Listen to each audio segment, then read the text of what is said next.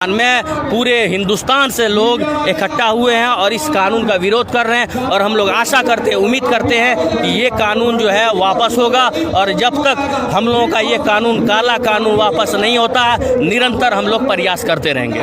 दोस्तों, आप जो देख रहे हैं ये हमारे साथ बातचीत कर रहे हैं। ये शख्स ने एक शख्सियत है, ये किसी भी तारुफ का मोहताज नहीं है, इन्हें हर कोई जानता है। हम आपसे चलते हम सवाल करेंगे। आप यहाँ जायजा ले रहे हैं, आप बताएं कि यहाँ ये ऐतिहासिक गांधी मैदान में वक्त बचाओ दस्तूर बचाओ कॉन्फ्रेंस में कितने लोग आए होंगे? आप जाएंगे तो पूरे पटना का चारों तरफ, जो पटना का चारों एरिया है पूरा जाम है, लोग पूरे रोड पे चल रहे हैं, गांधी मैदान पूरा फुल हो गया है।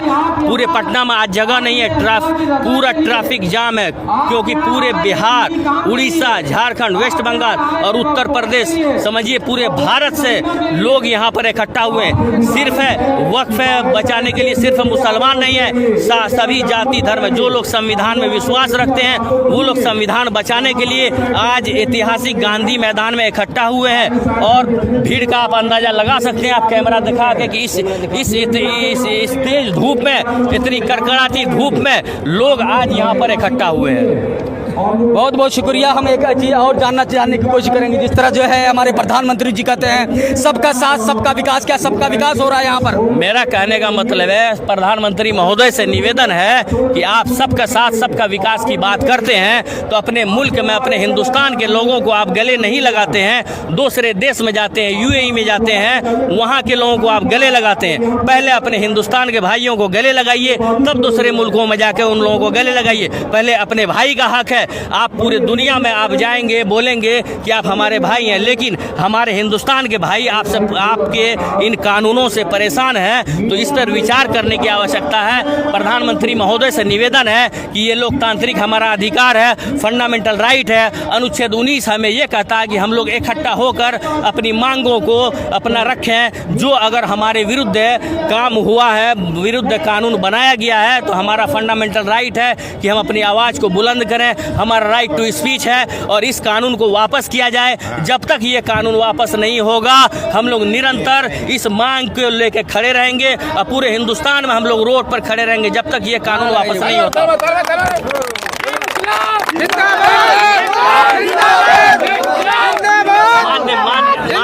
मुख्यमंत्री महोदय से भी, बिहार के मुख्यमंत्री महोदय से भी मैं निवेदन करता हूं कि आप अभी जो है सहयोगी दल हैं, एनडीए में हैं, आप सभी का भला करना चाहते हैं, आप सुशासन की बात करते हैं, सबको साथ लेकर चलने की बात करते हैं। तो मेरा निवेदन है मुख्यमंत्री महोदय से कि ये कानून को लेकर जो लोग परेशान हैं आज देश में, सड़कों पर हैं, आप भी प्रधानमंत्री महोदय से बात करके इस काले कानून को वापस करवाइए।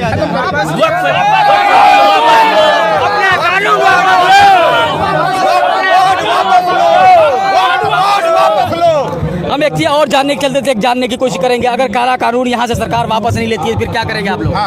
काला कानून अगर वापस सरकार हम लोगों के ले लेती है तो ये बहुत ही स्वागत योग्य बात होगी।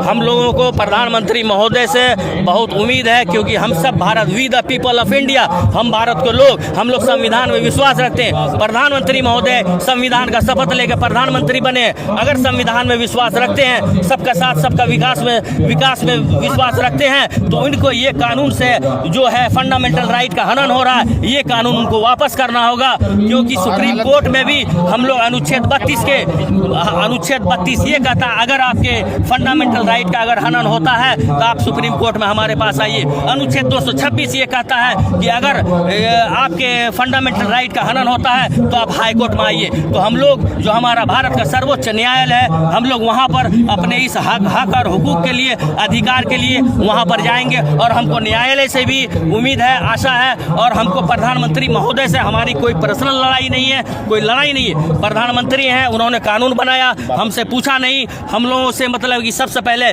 जो कानून हमारे लिए बनाया जाता वो हमारे लिए सुटेबल नहीं रहेगा, हमारे लिए नहीं रहेगा, तो वो कानून का तो कोई फायदा नहीं है। इसलिए ये कानून हमारे लिए है ही नहीं और ये फंडामेंटल राइट का बिल्कुल हनन हो रहा। तो वो संविधान को, जब प्रधानमंत्री महोदय बोलते हैं हम संविधान को मानते हैं, तो संविधान को अगर मानते हैं तो ये संविधान का तो उल्लंघन है। इसलिए ये कानून किसी भी तरीके से एक्सेप्ट नहीं होगा और इस कानून को वापस करना होगा। और हम लोग निरंतर, जब तक ये कानून वापस नहीं होता है, हम लोग इसके लिए लड़ाई लड़ते रहेंगे और हम लोगों को लड़ाई करने के लिए क्यों मजबूर कर रहे हैं? आप इस चीज़ को, इस बिल को वापस ले लीजिए और हम लोग बहुत बहुत स्वागत करेंगे, बहुत बहुत धन्यवाद करेंगे। मेरा नाम हयात अशरफ हुआ। मैं पूर्णिया में कस्बा विधानसभा पड़ता है, वहाँ से पूर्व विधानसभा प्रत्याशी रह चुका हूँ। कस्बा विधानसभा पूर्व विधानसभा प्रत्याशी हयात अशरफ, और मैं एक सामाजिक कार्यकर्ता हूँ, भारतीय सामाजिक कार्यकर्ता हूँ। बहुत बहुत शुक्रिया हमारे चैनल पे आपसे जुड़ने के लिए। बहुत बहुत धन्यवाद। हाँ दोस्तों, आप सुन लिए। इसलिए अगर सरकार कानून वापस नहीं लेती है तो लोग जो है यहाँ ही नहीं, गांधी मैदान ही निकल के पूरे दिल्ली को जाम कर देंगे। लोग अपने जान माल को तो जो है कुर्बानी देने के लिए बिल्कुल तैयार है वक्फ के नाम पर। दोस्तों, अगर ये वीडियो कहीं से अच्छा लग जाए, अगर आपका दिल छू जाए तो आप इस वीडियो को शेयर और लाइक जरूर करेंगे। फिर हम मिलेंगे नेक्स्ट वीडियो के साथ। अब इजाजत दीजिए, खुदा हाफिज।